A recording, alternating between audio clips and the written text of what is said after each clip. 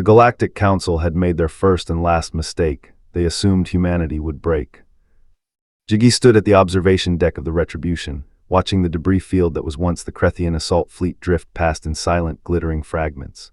Her reflection in the reinforced glass showed a woman who hadn't slept in 48 hours, her dark hair pulled back in a messy ponytail, her uniform stained with hydraulic fluid and something she preferred not to identify. But her eyes burned with an intensity that had become all too common among humans these days.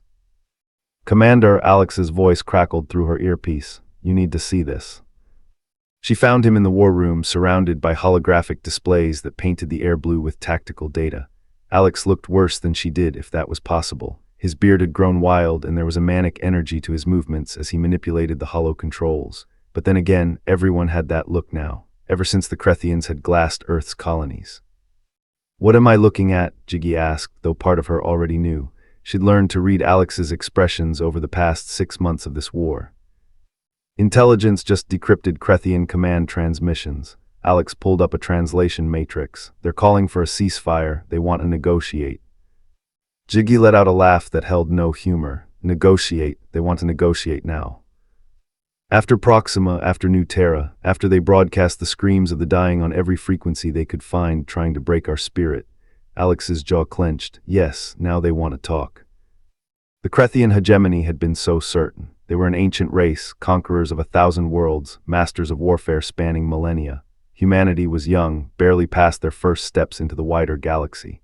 When humans had refused to cede the resource-rich systems the hegemony claimed as their ancestral territory, the aliens had decided to teach these upstarts a lesson in reality. They had unleashed hell, orbital bombardment, biological weapons, systematic extermination of civilian populations. They had done it all before to species far older and more established than humanity. It always worked. The younger races always broke, always surrendered, always accepted subjugation as the price of survival. But humanity didn't break. Humanity got creative. "Show me the casualty reports," Jiggy said quietly. Alex hesitated. "Commander." "Show me." The holographic display shifted, and Jiggy felt her stomach turn even though she'd seen these numbers before. 2 billion dead. 2 billion humans who would never go home, never see another sunrise, never hold their children. The Creians had meant it as a demonstration of power, a warning that escalation was futile. Instead, they'd removed the only thing holding humanity back: restraint. "They don't understand," Jiggy whispered. "They think we're like them. They think warfare has rules." Alex nodded slowly. They came from a galaxy where wars were calculated, where you measured acceptable losses and territorial gains, where you knew when you'd won. But humans, Jiggy turned to face him fully, humans don't fight wars to win territory. When you really piss us off, we fight wars to make sure the other guy can never, ever threaten anyone again. The strategy had emerged not from high command, but from the ranks, from engineers and programmers and scientists who'd lost everything.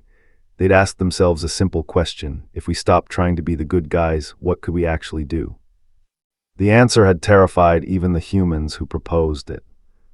The first hint the Creians had that something had changed was when their ships started dying in ways that made no tactical sense. Reactors that detonated with no warning, life support systems that turned on their crews, navigation computers that flew entire battle groups into stars. Humanity had unleashed their hackers. Not the careful, rule-following cybersecurity experts who played defense. No, they'd gone to the dark web, to the criminals, to the people who'd spent their lives breaking into systems just to prove they could. They'd given them military-grade quantum computers and one simple directive: make the aliens suffer. And they had. Jiggy pulled up another report, this one flagged from the bioweapons division. She didn't bother reading the details. She'd authorized the project herself. Humans had taken the Creian biological weapons, reverse-engineered them, and made them worse, much worse, tailored specifically to Creian physiology, designed not to kill quickly but to spread, to mutate, to persist. The hegemony had discovered that humans knew more about genetic manipulation than species who'd been practicing it for 10,000 years.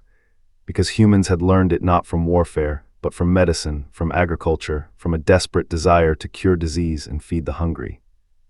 Those same tools turned to war were apocalyptic. "They're evacuating the border systems," Alex said, pulling up new intelligence. "Full retreat. They're burning their own colonies rather than let them be captured." "Scorched earth," Jiggy murmured. "They're learning." But they were learning too slowly. The thing about humanity, Jiggy reflected, was that they were the product of a death world. Earth was a planet that had tried to kill them in every way imaginable: diseases, predators, weather, geological disasters. Humanity had survived by becoming the most adaptable, most stubborn, most vindictive species evolution had ever produced. And now the Crethians had given them permission to stop pretending otherwise. "Commander, incoming transmission from the hegemony," a technician called out. "They're requesting direct communication with you." Jiggy and Alex exchanged glances, put them through. The holographic display shimmered and resolved into the image of a Crethian high commander. The alien's reptilian features were drawn tight, its scales dulled, signs of extreme stress in their species. "Human commander," it began, its translator rendering the words in flat, emotionless tones. "We acknowledge our miscalculation. The hegemony is prepared to offer reparations, territorial concessions." "No," Jiggy said simply. The Crethian's head tilted. "You refuse our surrender." "I refuse to let you walk away from this." Jiggy stepped closer to the pickup, her voice deadly calm. "You wanted to teach us a lesson, consider it learned. You wanted to show us the price of defiance. We've paid it. Now you're going to learn our lesson." "Commander, please."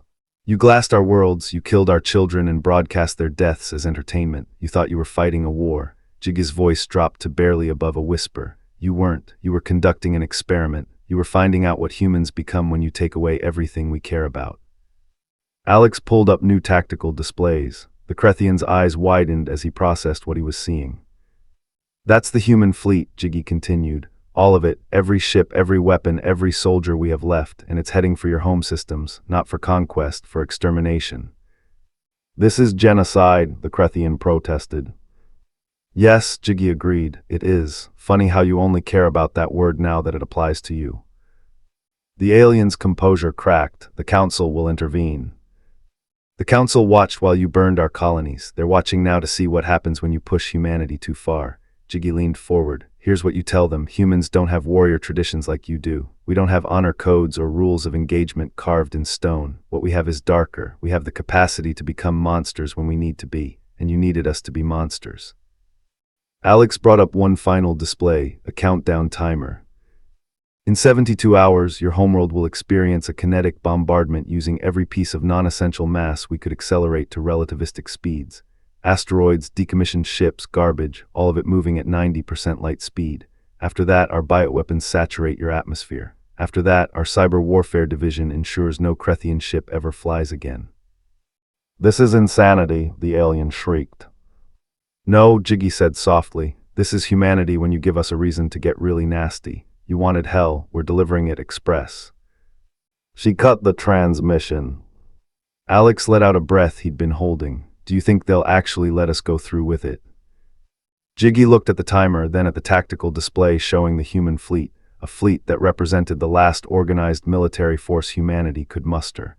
If the Council intervened, if they decided humanity was too dangerous to exist, this would be it, the end. "I think," she said slowly, "that the galaxy is about to learn why every predator on Earth learned to fear humans. We don't have claws or fangs or natural armor. What we have is spite, the ability to look extinction in the face and say, if I'm going down, I'm taking you with me." The countdown continued. Somewhere in the darkness between stars, the human fleet pressed forward, carrying with them the distilled fury of a species that had finally been given permission to stop holding back. The Crethians had unleashed hell. Humanity had responded with something far worse: humanity unleashed. And the galaxy would never look at the young species from Earth the same way again. And the